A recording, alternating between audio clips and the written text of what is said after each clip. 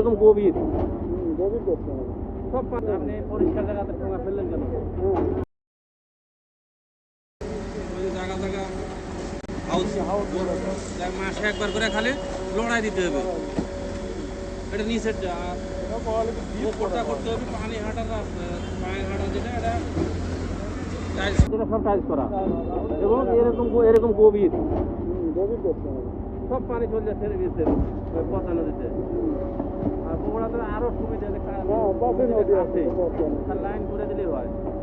আর রাস্তা বলতে বলতে 24 ঘন্টায় 2 বার ঝাড়ু দিতে। প্রত্যেকটা ওয়ার্ড কাউন্সিলর বলে দিতে হবে যে যার যে এলাকায় পরিচ্ছন্ন কিন্তু আপনি পরিষ্কার জায়গাতে ঠোঙা ফেললেন কেন? ওই যে ছাতির মতো গাছগুলো লাগানো, রোদের মধ্যে আপনি একটু দাঁড়াবেন। ये कामला जा कामला